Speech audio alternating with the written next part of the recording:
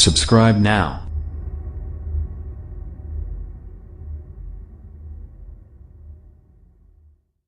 After the jaw-dropping Xiaomi Mi Mix back in 2016, phone manufacturers quickly started launching bezel-less phones. And many decided to cram in a larger screen rather than make a physically smaller phone.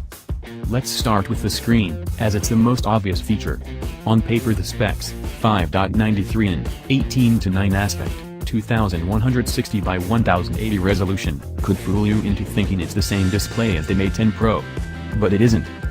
OLED screens are more expensive, so Honor has gone for an IPS panel in the 7X. It makes sense, and it's still a great screen. Viewing angles are wide, it's nice and bright, and colors are surprisingly vibrant.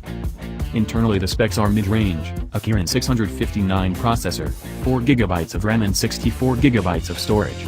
The latter two are generous, but overall performance is in line with what you'd expect. This isn't a flagship rivaling device, and it isn't meant to be.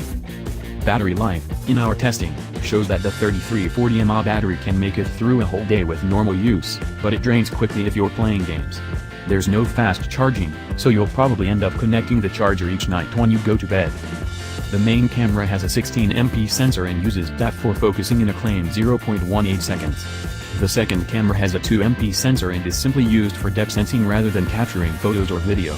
It means you get the same portrait and wide aperture modes that you'll find on the Huawei Mate 10 Pro, and the stock camera app is essentially the same minus a couple of features, and the Leica branding.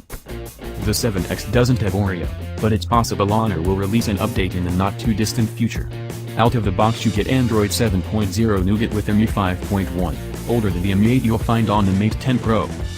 So, here's the conclusion: should I buy it? Honor does pretty much everything right with the 7X. It looks like a much more expensive phone than it is, has a headphone jack and offers a choice of dual SIM or expandable memory. The 18:9 screen is great to use, and most apps work okay when forced to fill it. Battery life is good and cameras are acceptable, but not excellent. The bottom line is that Honor has put together a decent phone that gives you an 18:9 screen which looks like a flagship for far less than flagship prices.